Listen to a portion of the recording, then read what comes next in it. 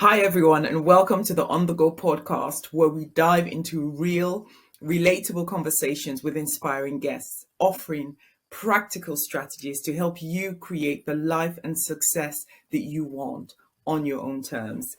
Today, we're joined by Belema Olagbemi, a seasoned pensions consultant with over 26 years of experience.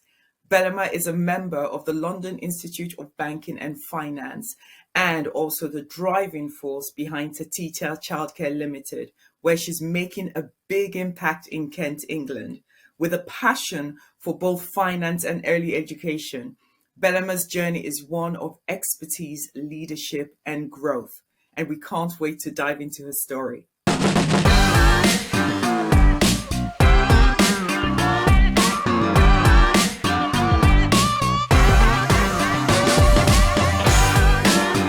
Belema, welcome. Thank you. Good afternoon. Thank you for having me.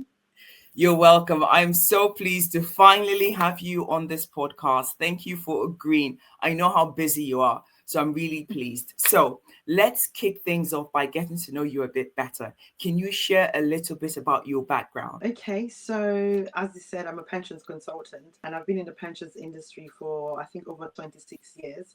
And so straight after university, I joined a firm and I have been, in the pensions industry. I've worked with various companies, either on pensions admin. Now I'm working on implementations and calculations where I help create calculations for companies. I also, as you said, own a childcare business. We have about four breakfast and after school clubs in various schools, in 4 schools in Kent. And we also started a preschool about 18 months or so ago. I'm also married and I am a mother to 3 teenage children. I sing in my choir and Nice. and yeah, I'm a Christian, so yes, that's me in a nutshell. Oh, very busy. we'll I we'll ask you questions about that, how you're able to juggle all of it. But before we do that, what inspired you? Because as you say, you've been in pensions industry for a long time, and that please correct me if I'm wrong, we can call that kind of like your day job. And then you started you went to the childcare industry, and you now have at least 4, I think you said, after school clubs. And so first of all, what inspired your decision to dive into entrepreneurship? Was it a particular moment? Was it an experience that made you decide, okay, I'm going to take that leap into starting my own business? So no, I wasn't interested in being an entrepreneur. I was quite happy with my 9 to 5. That was enough for me. My daughter, I've got 1 daughter and 2 boys. When my daughter was in primary school, she used to do ballet and all of the other dances. And I really wanted her to do, I'm Nigerian, and I really wanted her to do, to learn Nigerian dances. So I was looking for like a Nigerian class for her to join and to learn about just to get the culture and all of that stuff. And there was no one that was offering classes for young children the way there was the ballet classes. And then I don't know if I decided, oh, well, if there's none, I'm sure there must be other moms like me who want their children to learn about the Nigerian culture, and they might not even be Nigerian, but just have a bit of that culture about another country. And so I decided to start one. Obviously, can't dance to save my life, but I then decided to hire someone. So it was in the midst of all of that. I spoke to a friend who who has a humongous childcare industry, and she is my mentor. She was a friend first, and then became and now my mentor. And she said, "Oh, why don't you put it in a holiday club? So do the dance classes." So I got someone. Maybe we had 1 or 2 dances. And then anyway, my friend suggested, why don't you do a holiday club and then let that dance be part of the things that you offer in the holiday club? So Okay. that's how I started looking for a hall to run a holiday club with the main intention to just offer those dance classes in the holiday club. So the holiday club started, didn't find anyone to do the dances. So just carried on with the holiday club offering school care during the holidays. And then, so the hall was there and we ran the holiday club and that was successful. And then my friend said, why don't you do a breakfast and after school club? Use that hall. And I was like, no, no, no, no, no. I don't want to do all of that because you're my friend. And you know, I don't want to be doing the same business that you're doing. And she was like, look, the sky is big enough for everyone who wants to Oh, do wow. That's the so same good. thing. Yes. So, and I decided, oh, okay. I went to the school and they said, yes, you can do breakfast and after school club. And that's how my first breakfast and after school club started. I got a couple of advertised for staff and that started. So that was the first one. And I was happy with that. Yeah, just do one. I've got my 9 to 5. That's enough. And then one of the parents that came to the holiday club phoned me up and said, in the school where her child is, the person who was offering the breakfast and after school club there wasn't going to be running it again. Would I be interested in applying to the school? Because she and other parents needed breakfast and after school club. We spoke to the school, and that was how the second one started. And then the third one started with is a sister school to one of them. So anyway, so that was how it started. And I was very happy with doing the holiday clubs and the after school club. Didn't want to do anything else. Oh, too busy, 9 to 5, children, church, all of that. This same friend then said, why don't you do a preschool? If you've done, She's if you've done so a breakfast ambitious after for school you. club, if you've done a breakfast after school club, hey, you can do a preschool. You're not doing nursery children, so you're not doing from age 0. You're only doing Yeah. from age 2. And that's how I started the preschool. And yes, Oh, and wow. they're all doing really well. Oh, wow. Do you know what? I think you've kind of answered the third question, because I was going to ask you, how did you validate your business idea before launching? And like, what convinced you that your business might work? But it feels as if it's your friends that kind of convinced you, first of all, to start, Yeah. and then to kind of evolve to open another one and take additional services. So was it just literally your friends having convinced you to do it, or was there something else within, like the business, or when you were meeting parents, that you thought, okay, this business might work? No, there was nothing. It was just my friend. There was nothing. There was just like, but I say that again. I was kind of convinced because during the school term, during the school holidays, my children also went to holiday club.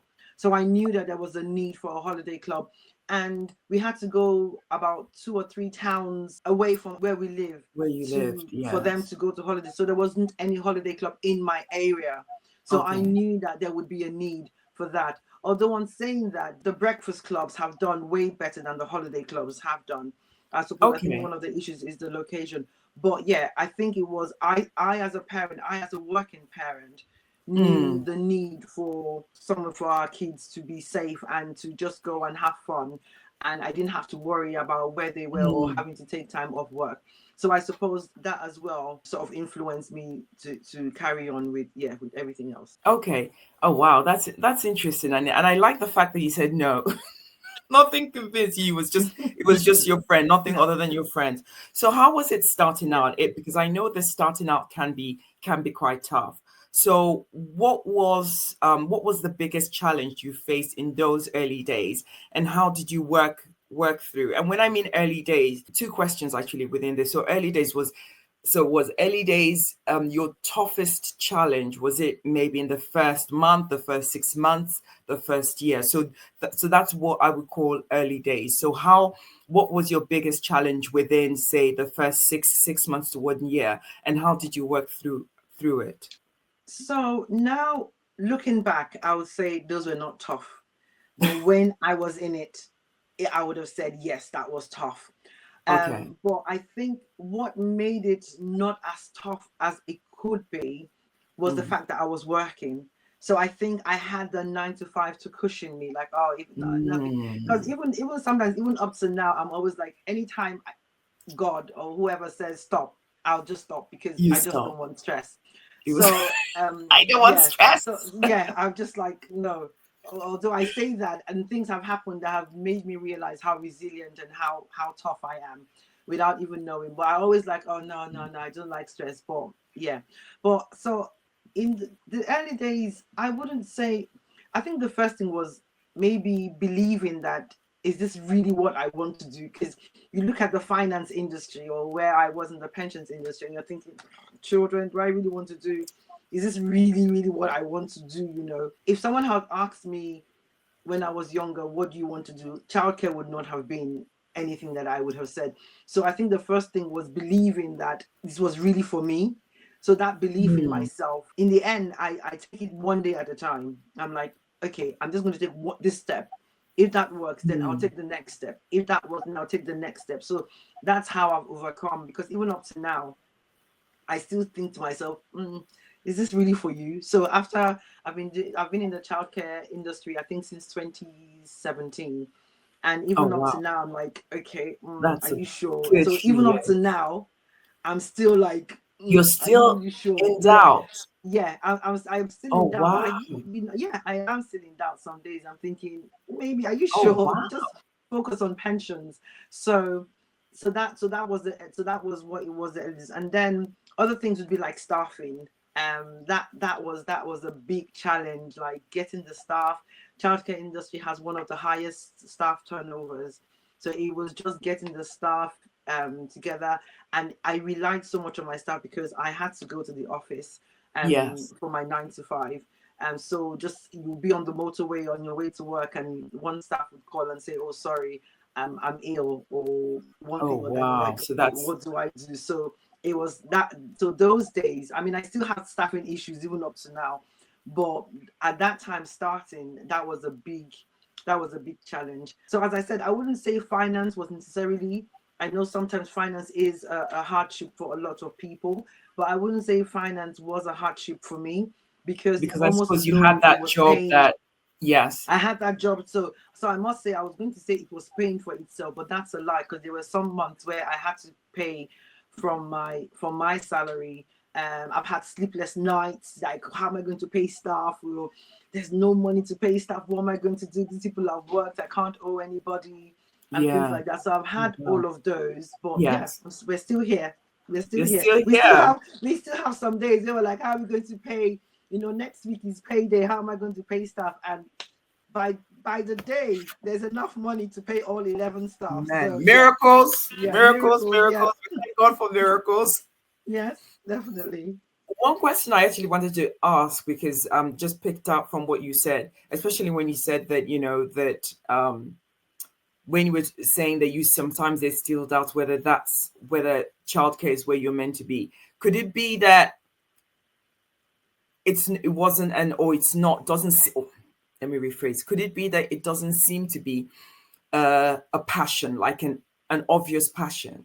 Because where you these days you hear that, follow your passion, do what you love, and all of that stuff. So you're in an industry that you wouldn't immediately say it's your passion, and you're doing well with it. You've opened numerous businesses, obviously the same, or numerous offices, or numerous childcare facilities, from something that doesn't seem to be your passion. And I have a question about what you see yourself and your business in 10 years.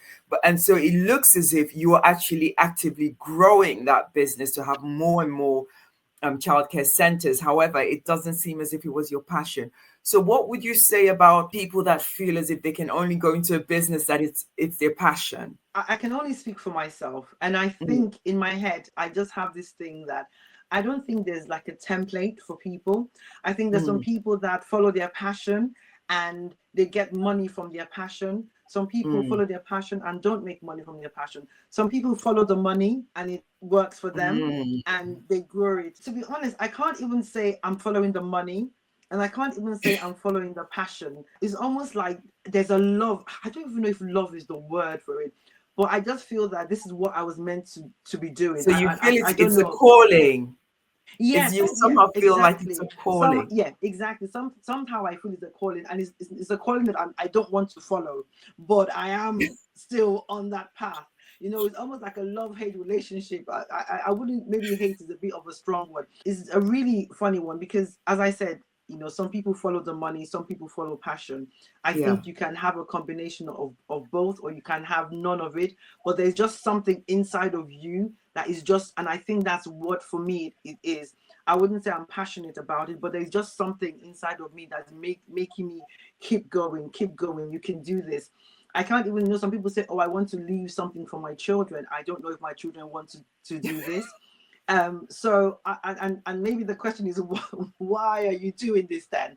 But I just think, just see where it goes, see where it leads you, Exactly. and and and Exactly. That is so and good. so I think that's where I am in this journey of the childcare. Is I'm going to give it my best until I don't have to, or until, who knows, my children might decide they want to do it, or I might sell the business, or I don't know. But as long as there's that drive, there's just something which I can't describe, that is just Mm. keeps on pulling me, wanting to do better, and wanting to build and build and build. So yeah, I wouldn't say I'm passionate about it. I would say I'm passionate about pensions, which is, yeah, I am quite passionate. I was listening to someone, he's a food critic, and he was saying that, he loves doing what he's doing so much that even if he's not getting paid for it, he would still want to do it. And when I think about it, I wish I could say that about the Childcare. business, but I think again, and I don't know if it's passion, but in my head I'm thinking, you know what, if I wasn't being paid for it, but it could pay for itself, I think I would still do it. Is that passion that I don't realize is passion? I don't know, but I don't wake up in the morning thinking, oh, I want to go and do this. No, I don't. That's interesting, actually. That is interesting. And I like that you're saying that, and I like that you feel like that, because it gives people the permission to pursue something that, or go into something and stick with something that maybe doesn't seem like their passion, but they want to succeed in it, and they have a drive in succeeding in it. Because there's been so much talk about follow your passion and giving reasons why you should follow your passion. So people have been just looking for their passions, maybe start one thing and drop it all. They're doing their passion, but there's no money in it and don't understand. But the fact that you're doing something and you're looking to grow that thing, and it's not your passion, but yet maybe it doesn't seem like an obvious passion, but it's a hidden passion. But the most important thing is that you're pursuing it. So I think I like the fact that you're doing what you're doing, and it just opens people up for that other option, that, you know what, you can pursue something that doesn't look like an obvious passion. Okay, so I know we've kind of touched a bit about it, but I would like sort of an example and for you to share a moment. So can you, we all face setbacks, in our businesses, in our careers. Can you share a moment in your business when things didn't go according to plan, and what you learned from that experience? Okay, so I'm not going to go into too much detail into this experience because I'm kind of still in that, I'm not Mm, yet out of it.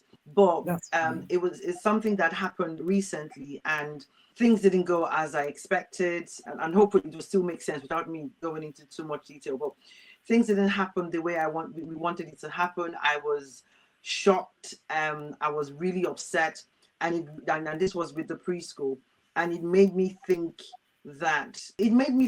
"Ah, why am I even, should I just shut this down, should I Wow. shut the preschool down?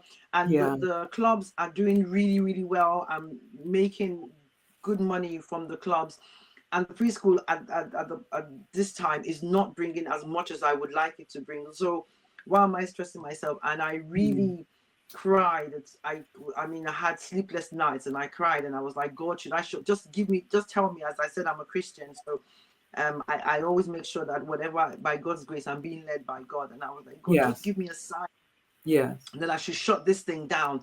Once you tell me, I will shut it down. I'll be so happy to shut it down because, I like the soft life, and this is just stressing me.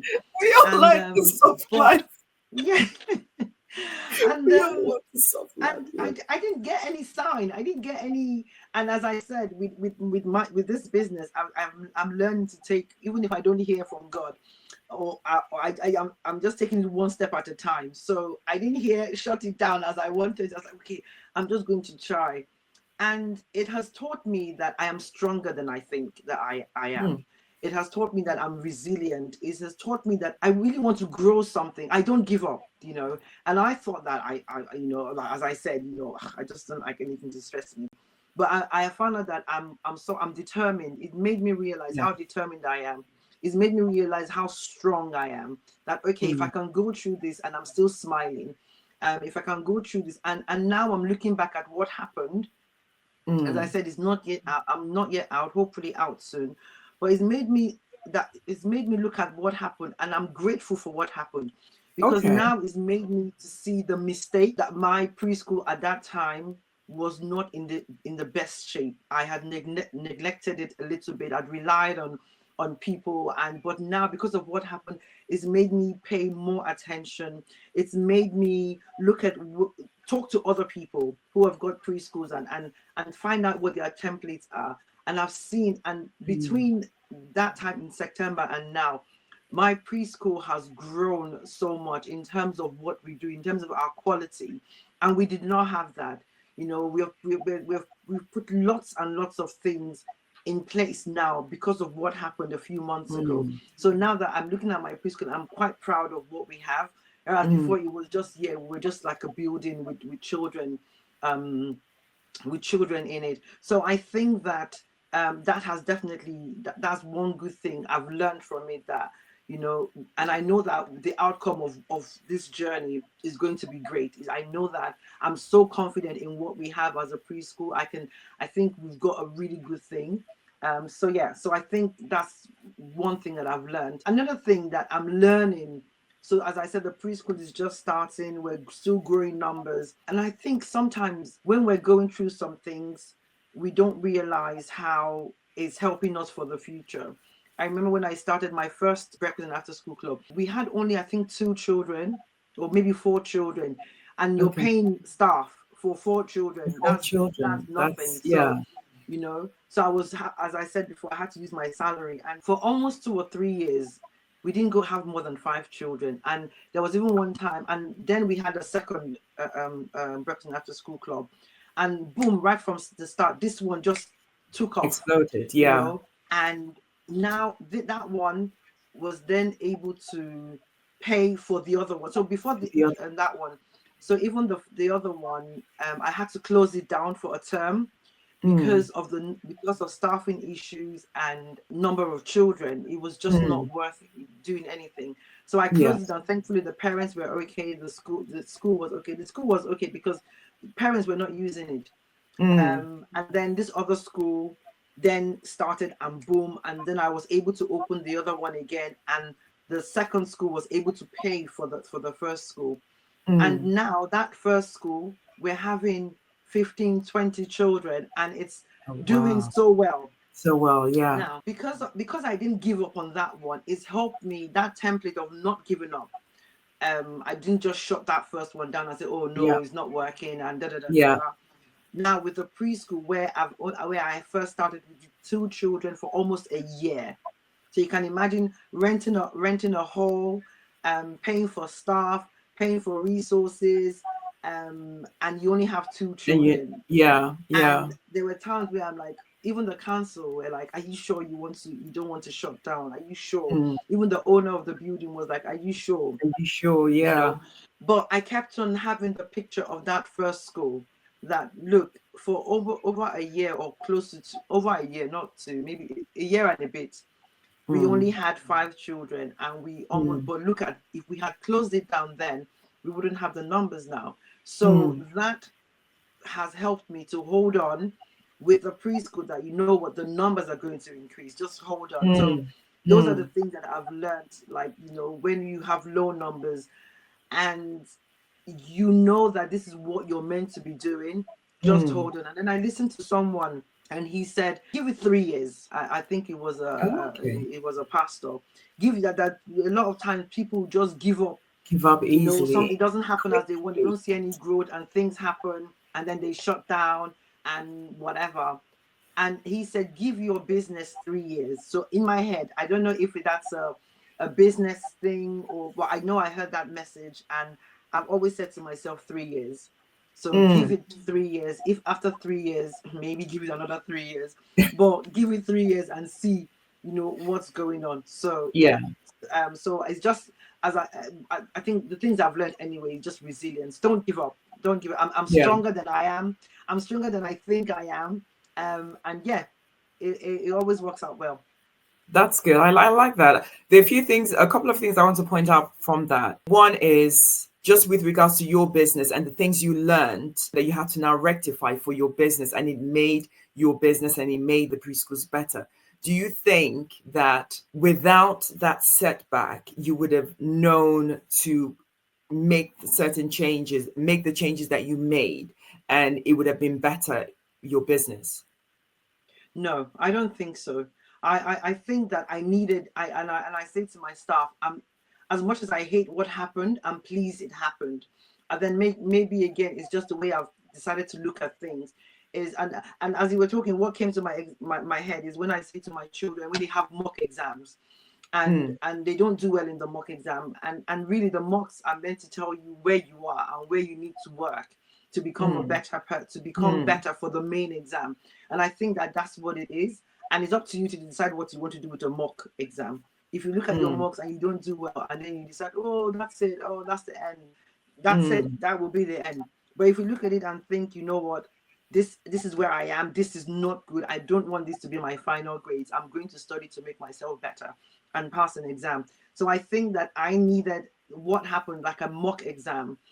This is a warning, you know, and I think sometimes as Christians as well, just bringing in the Christian thing, sometimes we're like, oh, this is the devil, oh, this, oh, woe is me, oh, why should this happen to me, oh, somebody, my village people, somebody, I was about to say that, my village people. Like someone is doing something to me. And sometimes it's not, you're not just at the standard that you should be, you're mediocre. And that, to be honest, with the preschool, I would say we were below average, and I needed a wake-up call.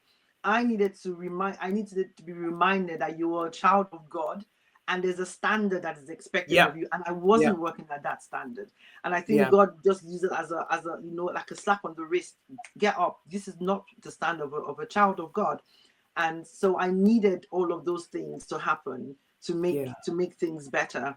And in terms of, I don't know if you asked in terms of what happened with the low numbers, I don't know whether that was one of the questions that you asked, but I think no, actually, but that would be good to answer that, because to a certain extent that then helps, because I know obviously our listeners, not everyone is in the childcare industry or wanting to go into a childcare industry. But if we use, because for you to have children, you would need quote unquote customers who are the parents.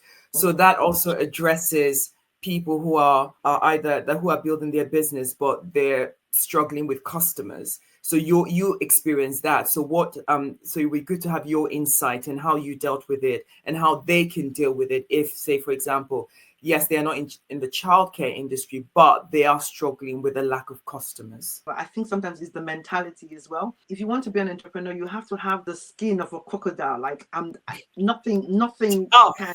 You have to be tough. You know, you have to be really, and I think you have to expect setbacks, you know, or not expect well, there will be setbacks. You can't, there will be as setbacks, a business owner, be prepared for it. You have to decide, what will I do with setbacks? I think that's more of it. Am I going to give up, or am I going to use this as a learning process? I always say to myself, when I'm in the middle of something that is bad, that I don't like, I always say, you know what, it's going to be my story to reflect back on. I will have a reason to look back on this time, and there'll be something I've learned. So let me just go through this process, because I will learn something from this on the other side. And so whether you have customers or not, you have to, I don't know, maybe it's the passion that will keep you going.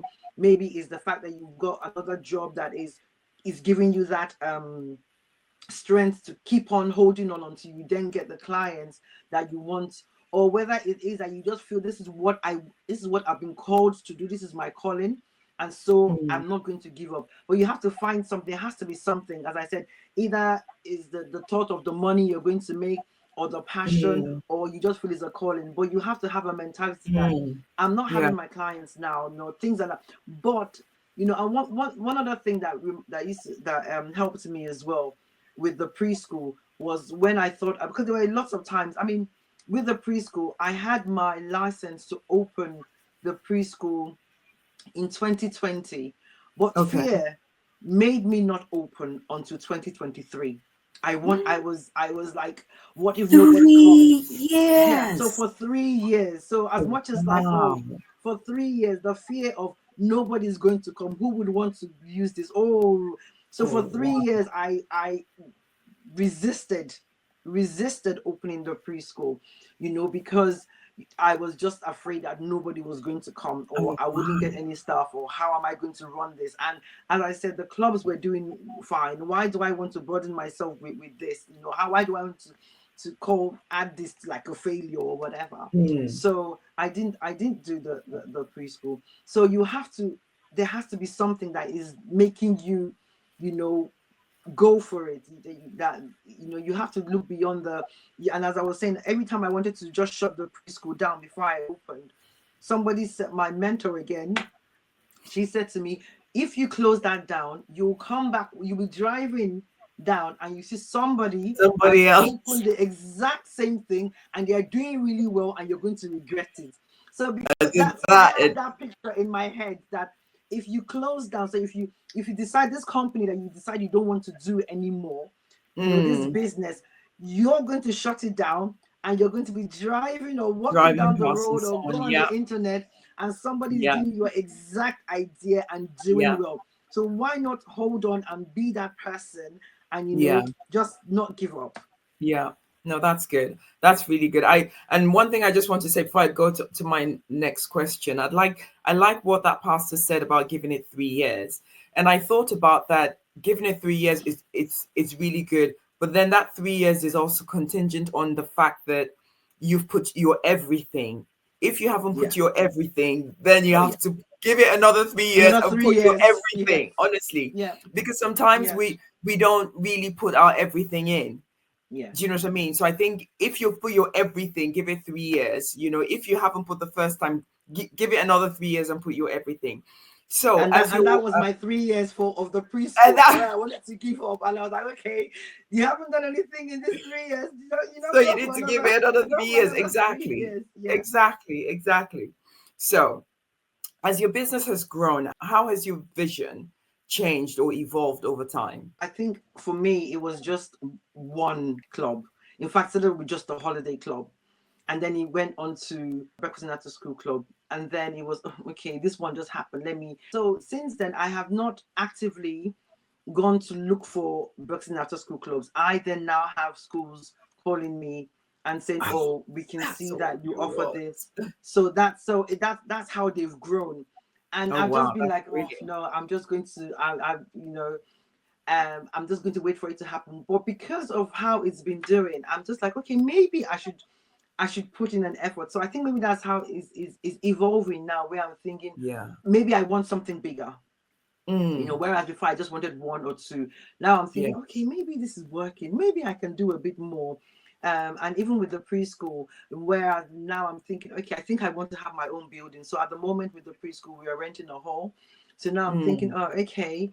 And please, with all of this, there's also that something. I've got one thing pulling me back, saying, no, you don't want to go further. And then I'm like, okay, let me just take one step. So I still have one voice saying, no, it's too much. And then I'm still like, okay, I know it's too much, but let me just take one step. Let's just see. So I think so. I have that. So I'm evolving still with that. I don't have that voice. Hopefully one day that voice would disappear. But there's always that voice telling me you're doing too much, or you're going to be tired. You can't cope, or you're going to be too big. So I'm still doing it with the resistance. But I think it's just in my head. I'm thinking, you know what? Let me be bigger. Let's see if we can add another school. Right. Let's see if now I'm thinking, okay, let's think about moving out of a hall into our own premises. And then so that's and then I'm thinking, oh, okay, when I talk to my staff, in my head I'm saying to them, look, I want you to do this and do that, because maybe very soon you might be the manager of other clubs. You might be the manager of, you might be the manager of this preschool, and then you're going to be the one training for the next. Even though the voice telling me I shouldn't be doing it, and me too, I don't want to do it, but there's another voice that is still another me, that is almost there's two of me. There's one of me that is still planning, and then there's another me that wants to hold you back and say, no, don't go further. But then one wants to conquer the world. Yeah, exactly. So there's one voice that's just thinking, let's just see how big we can, nothing to lose. Let's just see how big we can be, So I think in that sense, that's how I'm evolving. I really, I don't like using all these words that everybody's throwing out there, but I think for me, I'm growing organically. I'm not really going out to look for, but I am going out. I will start going out to look for. Yeah. So, but that's good. That's how I'm evolving. I'm just just growing. That's brilliant, because it's a wonderful position to be, because now you're not the one at the moment, you're not the one looking for customers. Now the customers are looking for you, and that's grace. Do you know what I mean? So that's really good. Yeah, So yeah. now let's add a bit of a touch of family and other responsibilities.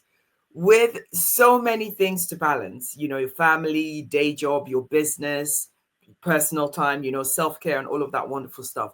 How do you stay on top of it all? I don't. I, I, I was hoping to hear some really philosophical thing. no, nothing. I'm sure Sorry. the audience were hoping to hear something philosophical that they've never tried before. No, So there's to hear you nothing. don't is, No. please elaborate. Yeah. So I just take each thing as it comes.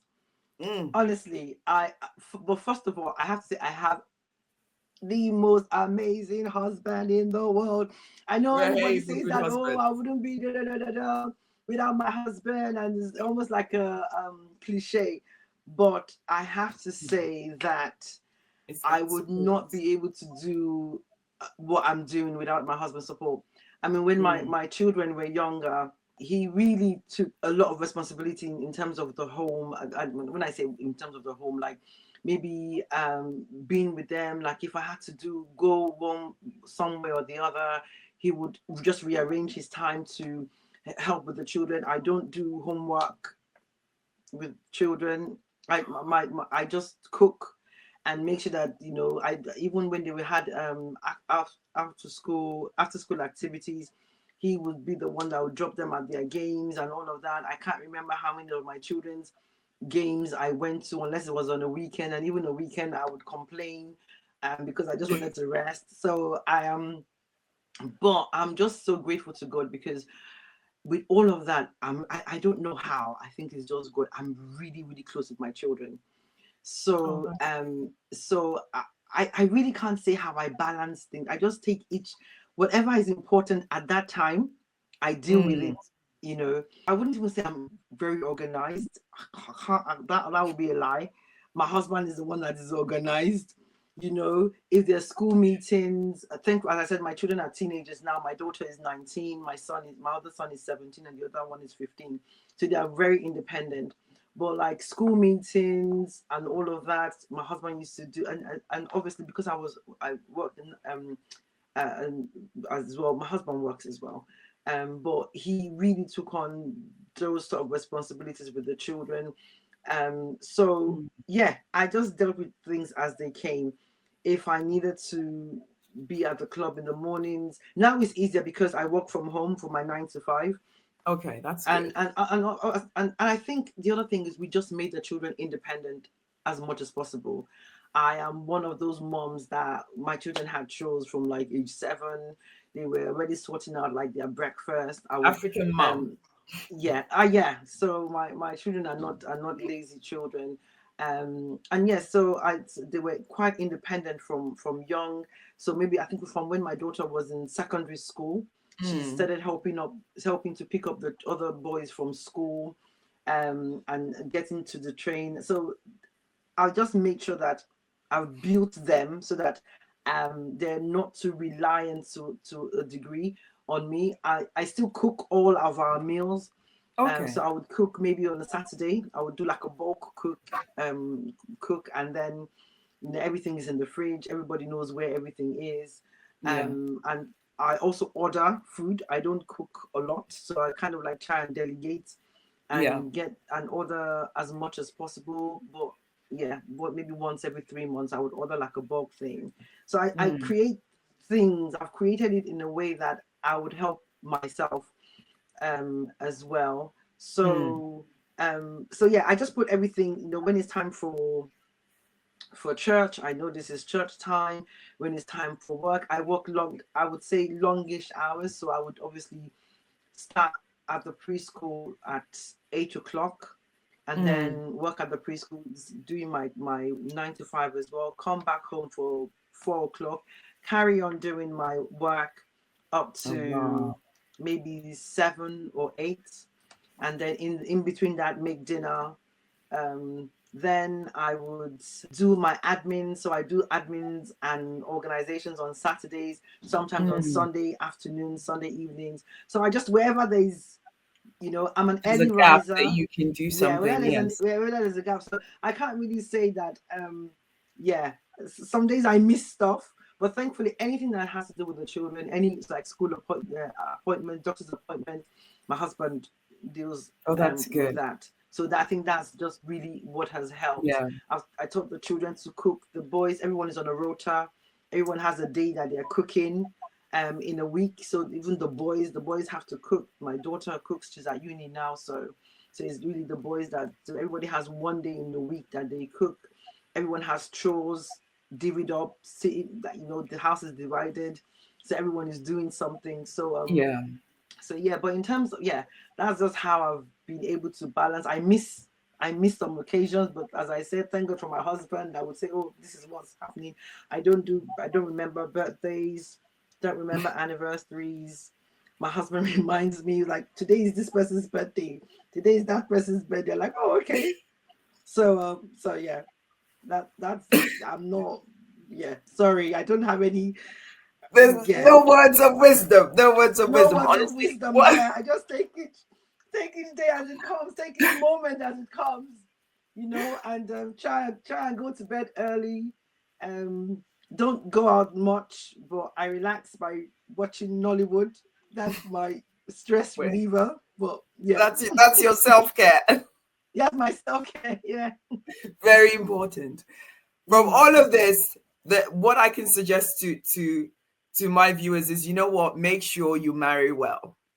Mm-hmm. Make sure you marry well, because to have that support is important. Oh, that's Yeah, great. Okay. definitely. So, so running a business it really does. It helps to shape who we are. I believe that it really does help shape who we are. How has the entrepreneurial journey impacted you personally?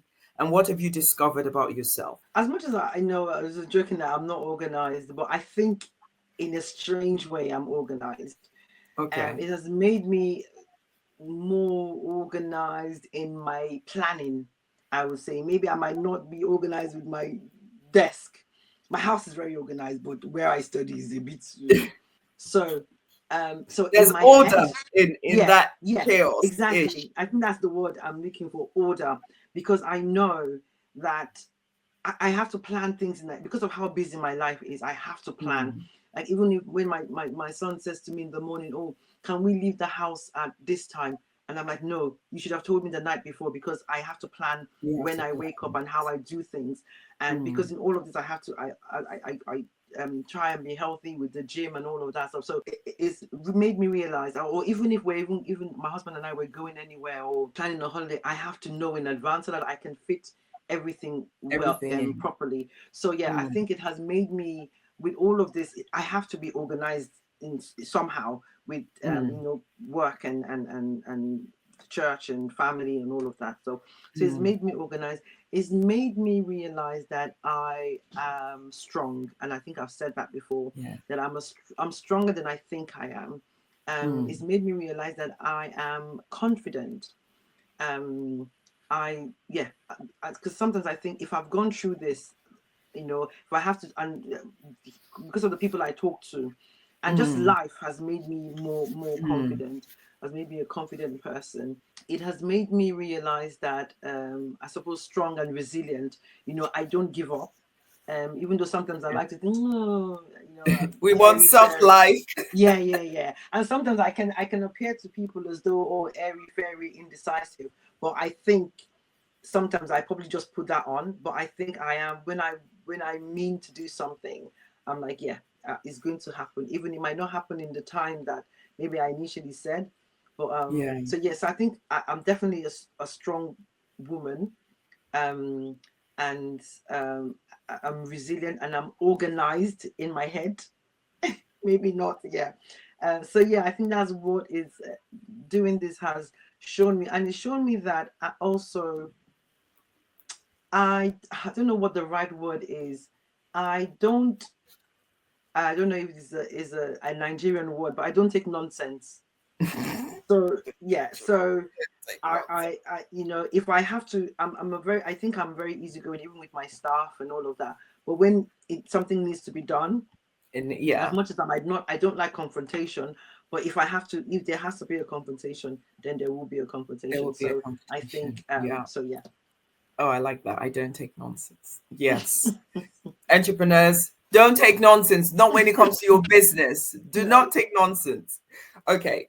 So, if you could go back to the beginning of your entrepreneurial journey, what's one piece of advice you'd share with your younger self? I think what comes to mind is keep going.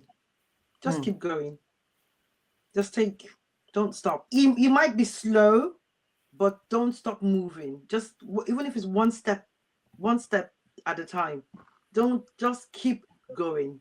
And I think that's what, I'm not even going to say don't be afraid, or oh no, there's that word, do it afraid or something. Yeah, maybe that would be what I would say, but I would just say keep going.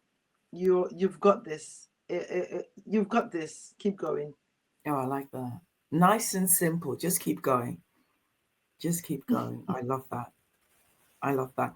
Okay, as we round up, I have two questions that I want to ask you. The first one is, if you could fast forward 10 years, how do you see your life and your business unfolding?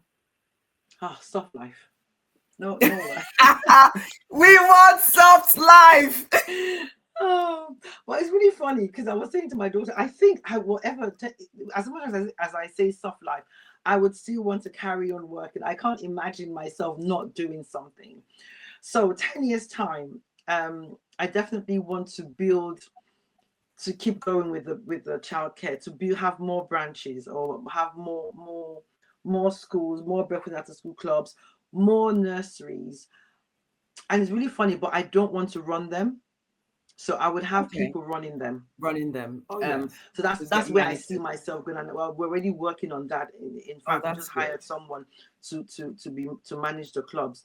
But yeah, so it's definitely bigger. I want to go more into consultancy. So that's more like but that's also entrepreneurship, because I would like to own my own consultancy business for pensions.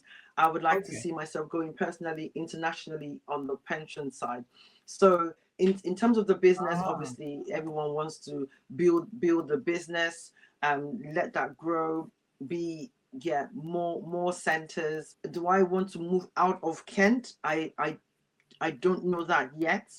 My you focus mean is you currently mean in moving Kent, out just of Kent? I beg your pardon. Moving out of Kent in terms of childcare. in terms of childcare. Yeah, in terms of Got it. childcare. So I don't know that. I mean, 10 years, yeah, that's definitely possible.